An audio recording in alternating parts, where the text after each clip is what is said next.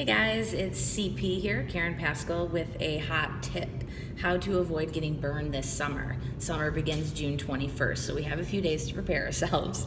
And if you haven't already, you really need some sunscreen. Now, sunscreen that we apply onto our skin, it just makes it so that we don't get burned as fast, but eventually we're going to get burned. But we can be out a little longer without overexposure. So the thing is when we're exposed too much to people, places, and things that aren't that good for us, even though it feels good in the moment, it's probably not good for us later. Us Michiganders, well, we have a hard time because we feel deprived in the colder months, and so we kind of go buck wild when it gets nice out, and we stop doing some of the things that are really important, really valuable, and that protect us from falling apart. We never know what's going to happen. We have the same mind in the summer. We've got similar life problems. Things can happen even when the sun's shining. So let's make sure we're putting on some sunscreen. And what I'm talking about is we're doing daily disciplines that help us to prevent a freak out, if you will, anxiety, upset, stress, strain, agitation, you name it.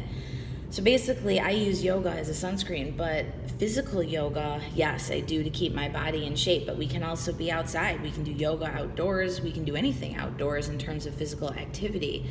But I'm talking about the stuff that helps our mind when something happens that's a life change or challenge. We can't just strike a yoga pose. I mean, we could, but that's probably not going to help us through.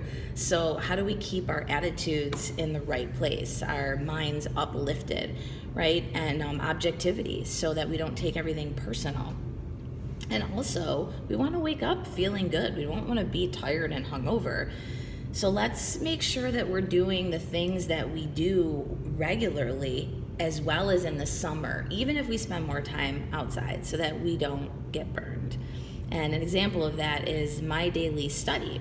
And what I mean by study is I actually take a little bit of time when I first wake up to put my mind and my eyes on some values to live by.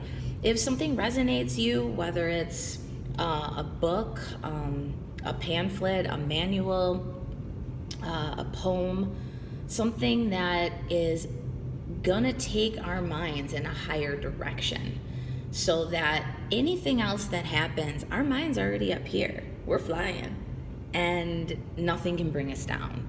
So I take that time no matter what, whether it's 80 degrees and sunny, whether it's freezing, whether it's raining, no matter what. This is the first thing I have to do. Maybe not an hour, maybe 10 minutes, 20 minutes, 30 minutes, however long I can get in that time to put my mind on something that's of high quality, right? A teaching, a message that's true and real. So it's time tested. It's not just someone made this up and I like it. It's no, this makes sense from in the past, now, and will in the future. That's a truth, right?